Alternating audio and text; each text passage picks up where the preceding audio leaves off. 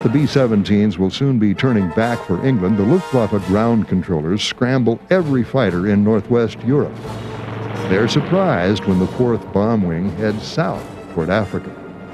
But they have plenty of targets anyway, for right at that moment, the Schweinfurt-bound Boeings of the 1st Bomb Wing reach the continent.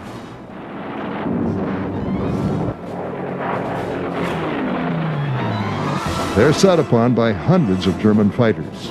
The B-17s are hacked out of the sky with frightening frequency.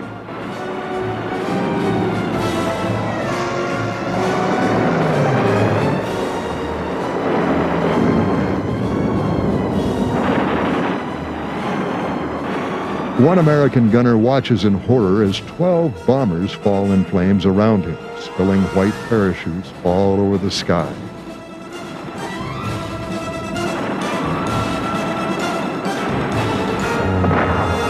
One combat wing loses a third of its planes. Entire squadrons are shot up, and only the Boeing's inherent rugged durability keeps the disaster from getting any worse. Of the 222 B-17s in the second raid, 196 reach Schweinfurt. So shot up and shocked are the crews that they scatter their bombs all over the city.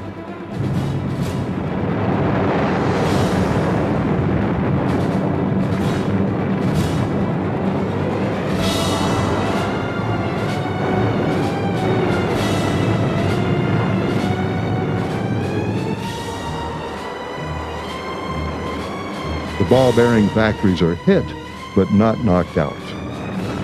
The area where the ball-bearing industry is located was definitely, for first impression, devastated. But as I walked from the airbase, there was no public transportation in Schweinfurt at that time, to the railroad station, I noticed that certain sections of the big factory, there was still steam coming out, they were still operating, still working.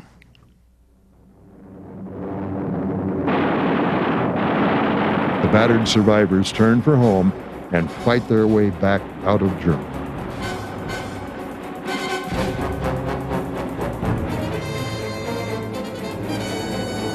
Those flying forts that still remain in the formations are almost all peppered with holes.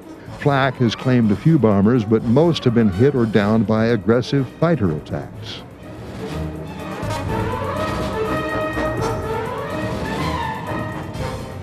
Just before dark, the bombers reach home. The 4th Bomb Wing straggles into its assigned airfields in North Africa, a spent and demoralized force. Of the 120 B-17s that reach Tunisia, 60 are so badly damaged they will never fly again. The 4th Bomb Wing has lost 78 of its 139 planes.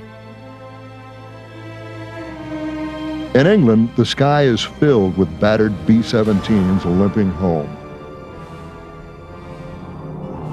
Some of the bombers reach East Anglia with 1 or 2 engines out.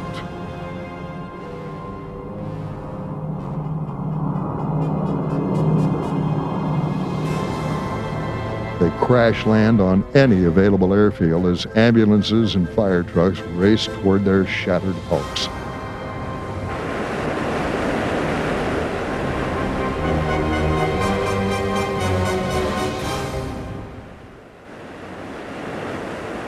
By the dozen, wounded airmen are pulled from the twisted wreckage and carried away to local hospitals. There'll be a lot of empty seats in the mess halls of East Anglia tonight.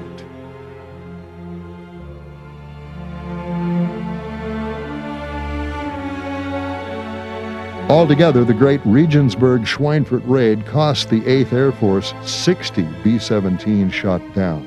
Over 600 men were killed or captured. Scores more are wounded. Of the remaining B-17s, 147 of them are written off as unrepairable wrecks. Fully 40% of the 8th Air Force's bombers are knocked out on August 17th. Precision daylight bombing, the very reason the B-17 had been invented in the first place, had failed in the face of Germany's deadly air defenses. Still, the 8th Air Force's leadership would not give up. The bombers would soon fly again. The bloody losses over Regensburg and Schweinfurt can be traced back to the U.S. Army Air Corps' concept of strategic bombing that evolved during the 1920s. After the brutality and trauma of World War I, military strategists began to look for ways to avoid the horrible stalemate of trench warfare. Air power advocates such as Hugh Boom Trenchard, Julio Duhay, and Billy Mitchell believed that the next war would see another tragic deadlock on the ground. With the land armies trapped in the morass of trench warfare again, the only route to victory would be through the air. Trenchard and Duhay believed that by sending vast fleets of bombing planes to destroy enemy cities, a nation could be forced to surrender. These terror raids would cause civilian morale to break, destabilizing a nation and possibly even causing a revolution. With the enemy government collapsing at home, its armies would not be able to continue the fight.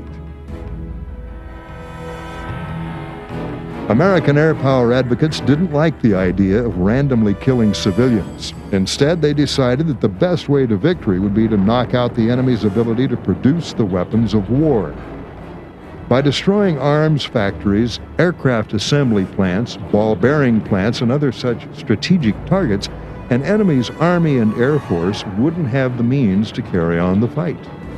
They would be forced to surrender as their nation's wartime economy crumbled under the weight of this precision bombing campaign.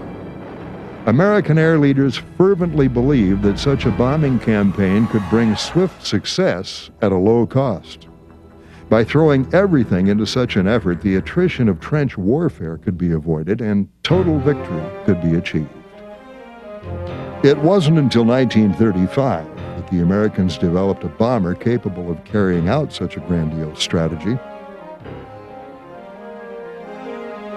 Well, B-17 was a 4-engine heavy bomber designed in the mid-1930s by the Boeing Aircraft Corporation.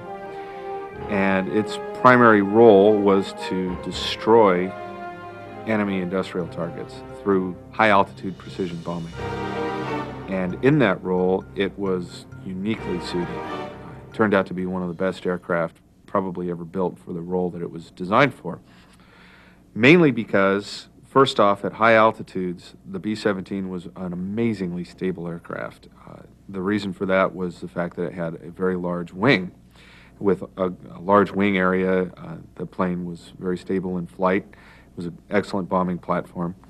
And most importantly to the crews was the fact that because it was stable, they could fly in very tight formations, so they could stick together.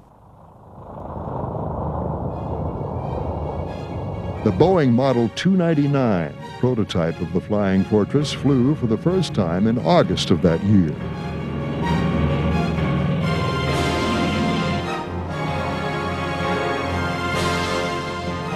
It would take several more years of development before the first production models reached operational squadrons, but when they did, they were the best and most modern bombers in the world.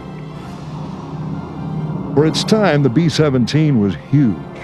With its 100-foot wingspan and 70-foot length, it towered over other late 30s aircraft. Later versions, including the B-17G, came equipped with 4 Wright Cyclone radial engines that cranked out 5,520 total horsepower.